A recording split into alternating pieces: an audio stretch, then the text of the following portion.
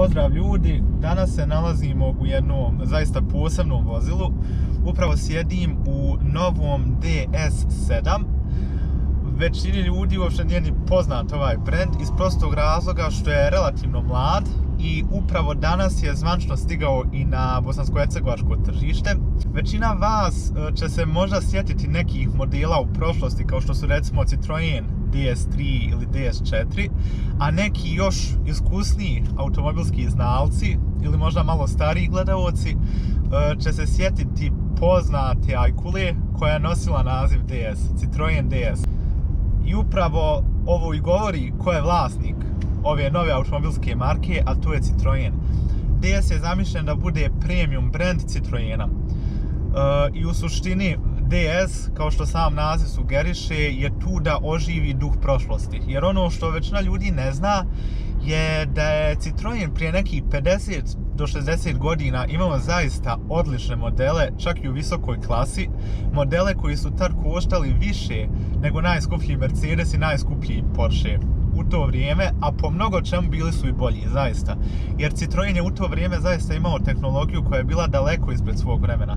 Pa sjetimo se recimo onaj poznate Ajkule koja je imala nevjerovatno napredan ovjes za svoje vrijeme, hidropneumatski ovjes koji je automatski održavao visinu karoserije, koji je bio nevjerovatno udoban, znači ne godinama nego decenijama ispred svoje konkurencije, i to je auto sad staro nekih oko 60 godina i dan danas važi za jedno od najudobnijih automobila ikad proizvedenih. U tom autu je bilo mnogo drugih noviteta koje čak ni dan danas nemamo u nekim vozilima, kao što su recimo svjetla koja se zakreću u krivinama. To je bilo jedno vozilo zaista daleko ispred svog vremena, dugo se i proizvodilo i u suštini je, može se reći, simbolizovalo zlatnu doba Citroena i zlatnu doba njegovog inženjerskog duha. Sad 60 godina u budućnost, nalazimo se u Sarajevu, ni manje ni više nego u novom DS7 koji upravo taj duh prošlosti treba da oživi. Danas je održana svečana preskonferencija gdje se zvančno i uveo DS brand na bosansko-hercegovačko tržište, te sam shodno tome imao priliku da isprobam novi DS7 u kojem trenutno sjedim. Naravno, tu nije dovoljno vremena da dobijem neki finalni zaključak jer auto ću voziti otprilike neki pola sata do 40 minuta, no otprilike neke osnovne stvari sam već uspio da uočim nakon ovih par minuta vožnje, a to je koliko je vozilo orijentisano prema komforu. Ovo definitivno nije automobil za neke progresivne sportske vozače, ovo je za sve ljubitelje komfora. Čim sjednete u ovo vozilo, u ova mekana sjedišta, jasno vam je koji je osnovni karakter ovog vozila. To ide u prilog i zaista udobnom ovjesu koji sve ove vogošćanske šahtove i udubine pegla bez problema. U unutrašnjosti možete pronaći dosta lijepe materijale kao što su umeci od velura, metalni detalji, jedan zaista lijep sat, također ove tipke su stvarno lijepe, one su od metala, zaista lijepo izgledaju. Tu je i ovaj zaista lijepo dizajnirani ekran, u donjem dijelu imate dugmiće koji su na touch, u sredini imate ovaj gumbić za pojačavanje i smanjenje muzike, također od metala i zaista lijep na dodir. Slična priča se nastavlja i na upravljačkom sistemu, to su metalne tipke sa jako lijepom teksturom, imate također i dugmiće od visokog sjaja, cijeli volan je u koži, zaista lijepo izgleda, imate i također i pedale za manuelno prebacivanje brzina iza volana koji su također od metala. Ovdje još jednom vidite sat. Sat na sebi nosi skraćenicu B.R.M. Iskreno nisam neki veliki poznavaoc satova, međutim pročitao sam da se ovdje radi o jednoj ekskluzivnoj manufakturi satova u Parizu koja je poznata po svojim kvalitetnim i skupocjenim satovima. Ispred nas se nalazi i digitalni vozačevi instrumenti koji onako poprilično imaju zanimljive grafike koje se uklapaju u cjelokupni duvan vozila sa desnim gumbom upravljate sa multimedijalnim sistemom, a sa lijevim upravljate sa vozačevim digitalnim instrumentima. Zaista jedne simpatične animacije.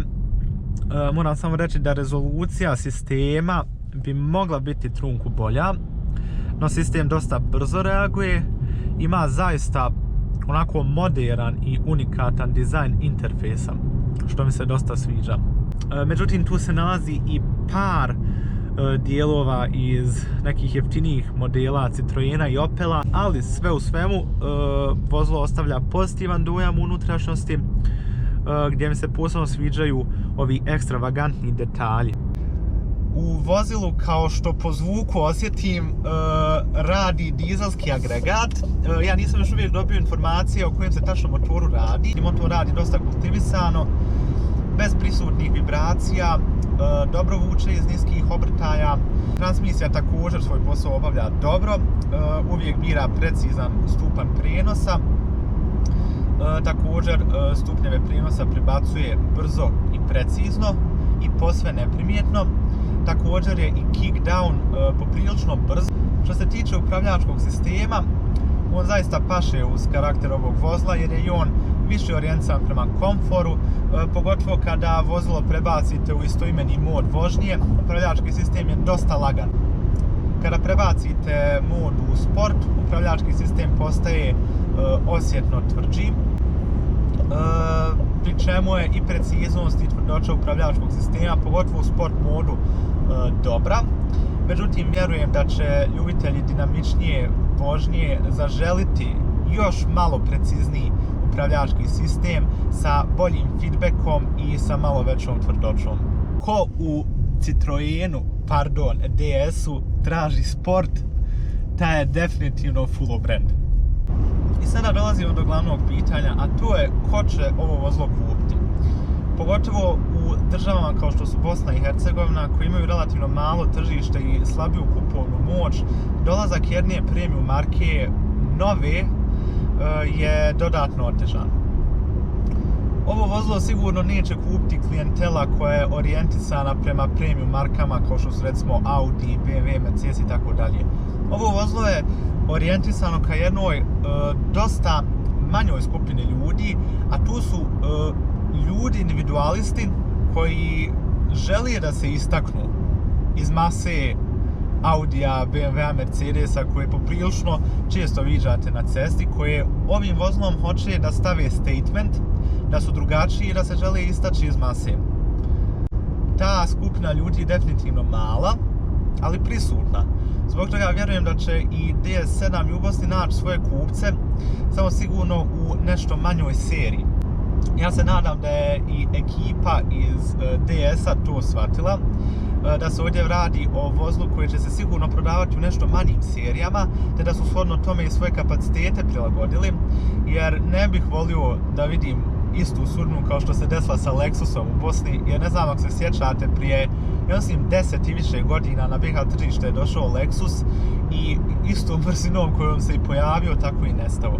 Ja se nadam da se ista sudbina neće desiti sa DS automobilima iz prostog razloga što se radi o jednom zaista zanimljivom i ekstravagantnom proizvođaču automobila koji sigurno ima potencijala u budućnosti, koji će sigurno izbaciti mnoštvo novih modela u skorije vrijeme.